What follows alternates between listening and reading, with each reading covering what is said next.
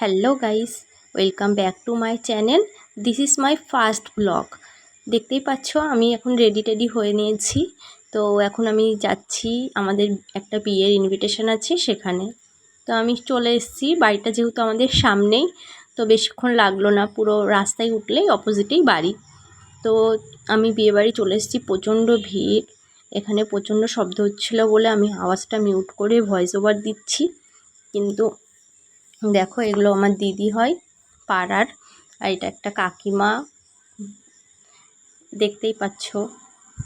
এই যে বর বউ সব ছবি তুলছে।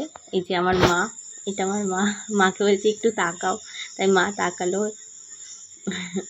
তারপরে দেখো, আমরা একটু বউয়ের সাথে ছবি টবি তুলে নিলাম। তারপরে চলে আসলাম আমরা স্টার্টার কাউন্টারে। স্টার্টারের এখানে ফুচকা মানেই মেয়েদের ভিড়। দেখো, মনে হচ্ছে পুরো বিয়েবাড়ির ভিড়টাই ফুচকার কাউন্টারে লেগেছে। এত ভিড় যে ফুচকা খাওয়ার চান্সই পেলাম না। দেখো, মা কোনো মতে ঢুকেছে, হয়তো একটা দুটো ফুচকা খাচ্ছে। দেখো, মনে হচ্ছে 10-20 জন মিলে একসাথে ফুচকার লাইনে দাঁড়িয়ে পড়েছে। আর এই যে এখানে জুস দিচ্ছিল, আর কফির কাউন্টার ছিল, পকোড়া ছিল। এই যে এটা আমার একটা বৌদি হয়, বৌদিকে বলছি হাই করো বৌদি। বৌদি মনে করছিল ফটো তুলছি, তো ফটো তোলার জন্য দাঁড়াচ্ছিল। তারপরে যেই শুনেছে ভিডিও করছি, একটা খুব ভালোভাবে হাই করলো। তো আমি অনেকক্ষণই ফুচকার কাউন্টারের কাছে ঘোরাঘুরি করলাম, কিন্তু একদমই চান্স পেলাম না। দেখতেই পাচ্ছ কি প্রচণ্ড ভিড়টাই না লেগে আছে। তারপরে না পেরে আমি খাওয়া দাওয়া ওখানে চলে গেলাম। তো খাওয়া দাওয়ার জায়গাটা বেশ বড়ই করেছিল, যেহেতু ওদের প্রচুর গেস্ট ছিল, তো সেই জন্য খাওয়া দাওয়ার জায়গাটা প্রচুরই বড় করেছিল। তো আমরা একটু ওয়েট করছিলাম, তখন নিউ ব্যাচটা বসেছিল যেহেতু। তারপরে আমরা অনেক কষ্টে একটা জায়গা পেলাম, ভিড় ঠেলে। দেখতেই পাচ্ছ চারিদিকে লোকারক, এত ভিড় প্রচণ্ড। এই যে মেনু কার্ডটা তোমাদের সঙ্গে দেখিয়ে দিলাম। এই যে বোন, কাকিমা, আমি, দিদি সবাই এক জায়গায় বসেছি। তারপরে পাতা দিয়ে দিল, পাতায় পড়ে গেল ডিমের ডেভিল আর চাটনি। তো ডিমের ডেভিলটা প্রচুর গরম ছিল, ওই জন্য ভাঙতে গিয়েই হাতে ছ্যাঁকা লাগছিল, এতটা গরম ছিল। তারপরে আস্তে আস্তে যাই হোক খেলাম। তারপরে ডিমের ডেভিলটা খুবই টেস্টি ছিল,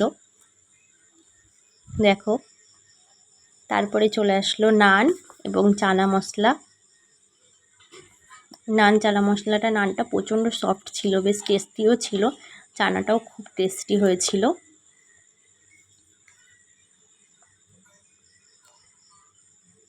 নান আর চানা মশলাটা খেয়ে নিলাম।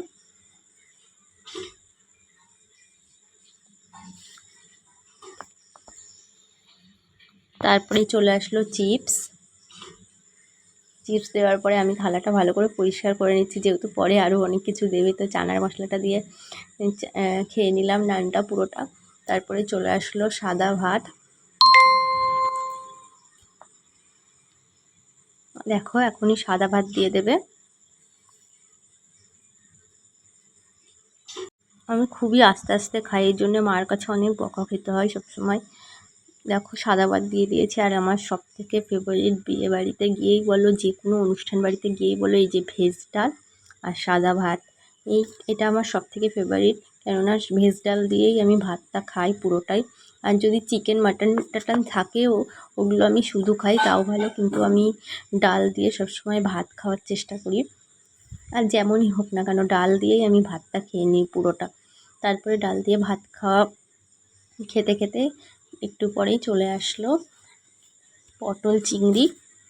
দেখো, পটল চিংড়িটা পড়বে, কিন্তু আমি দেখো একটা জিনিস, আমি একটা সাইড পরিষ্কার করছিলাম প্লেটটায় তরকারিটা নেব বলে, কিন্তু দিল কোথায়, ভাতের উপরে তরকারিটা।